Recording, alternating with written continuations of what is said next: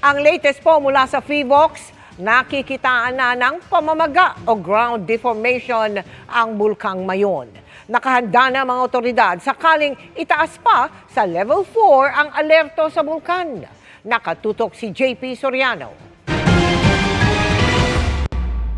Magdamag na binabantayan ng PHIVOLCS dito sa headquarters ang live video stream ng Mount Mayon. At sa nakalipas lang na 24 oras, mahigit 130 rockfall events na ang naitala. Ito yung mga pagbagsak ng mga bato mula sa itaas na bahagi ng bulkan dahil sa epekto ng pagdami ng lava. Meron tayong lava dome growth habang ito yung makapal and malapot na lava sa ibabaw ng bulkan and naiipon siya doon. So lumalaki siya, ibig sabihin may nadagdagan ng lava. Ayon kay PHIVOLCS Director Teresito Bacolcol, nito pang Nobyembre nagsimulang mamonitor ang pagdami ng rockfall events sa bulkan. Pero mas nadagdagan nitong huling linggo ng Disyembre at ngayong pagpasok ng bagong taon. Taong 2023, huling itinaas sa Alert Level 3 ang Mayon Volcano at inabot ng 6 na buwan noon bago ito naibaba sa Alert Level 2. Tila hawig lang naman daw sa nangyari noon ang ipinapakitang senyales ng Bulkang Mayon.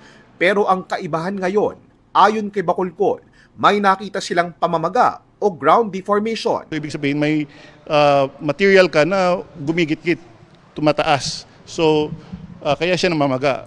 So signal to na may pressurization doon sa bulkan. So if this will follow the 2023 template, this would be longer than the 2023 kasi nga meron kang magma.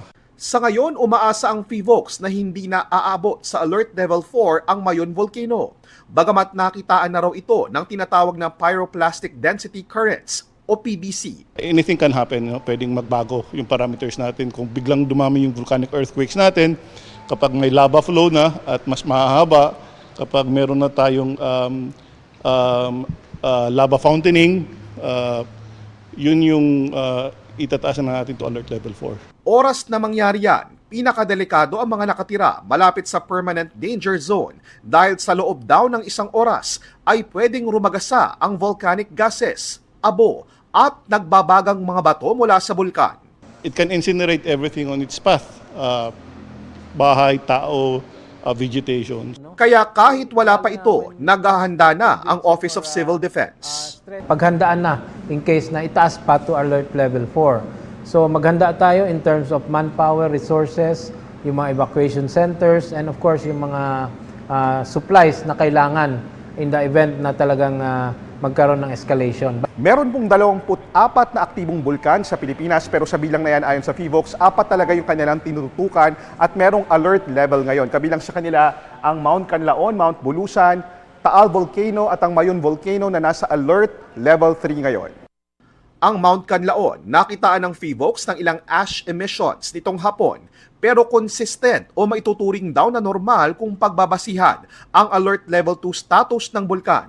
Pinabulaanan din ng PHIVOLCS ang ikinakalat na maling impormasyon na nagsasabing sasabog ang Bulkang Mayon ngayong taon dahil sa mga nangyayari sa Mount Canlaon. Walang relationship yung dalawa. Yung mga bulkan natin ay independent, iba yung magma chambers nila, magkakalayo. Para sa GMA Integrated News, ako po si JP Soriano, nakatutok 24 oras.